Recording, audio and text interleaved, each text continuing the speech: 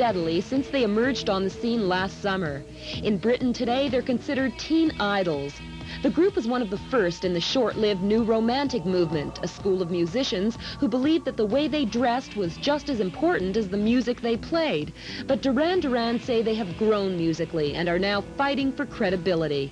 I met with bass player John Taylor and keyboardist Nick Rhodes in Toronto recently, and they explained that image has always been of concern to them. Yeah, I think things were getting very stagnant in England just after the punk thing died out when the Sex Pistols split up. And, things were getting very boring, and it was about time that people stopped reviving things. There was the rockabilly revival and the mod revival, and there was ska revival, Stax revival, new psychedelic revival. It was getting really boring. There's nothing new happening. When some new bands like us came out, it was like a breath of fresh air to a certain extent, and I can't understand why the press was so anti at that time. I mean, really, the press we had in the first place was sort of slightly better than we got afterwards, but I mean, it wasn't that good. Yeah, they weren't prepared to take it. Yeah, there was like us, Adam and the Ants, and it was basically putting a little bit more flamboyancy back into the music. I mean, rock and roll has always been about pizzazz and colour, you know, and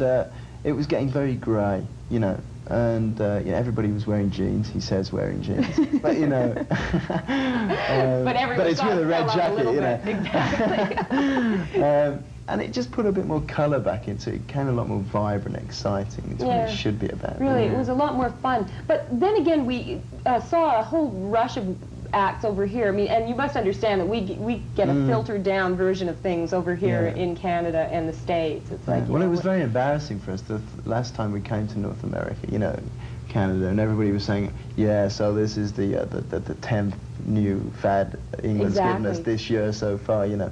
And we were like actually embarrassed because we actually sat there and thought, well, yeah. The thing was, I mean, we had an image, but it was very much our own image at the time. I mean, you think about all major bands that have broken through in the past 10 years or whatever, or right through to the Beatles, they had an image, the Rolling Stones had an image, all the heavy metal bands have an image, they all wear jeans and t-shirts, or they wear leathers and studs or whatever. I mean, they still have an image, and that's why I couldn't understand so much why people were knocking it, because it wasn't that it was anything particularly special, it was just how we were at the time. The fans that you play to now, do you notice a certain age range, or is there a certain kind of person that's more likely to appreciate your music? It's a very wide cross-section now. I mean, last night, for instance, there was a hell of a lot of guys, that was the Toronto gig, there was a hell of a lot of guys who all come to see the girls.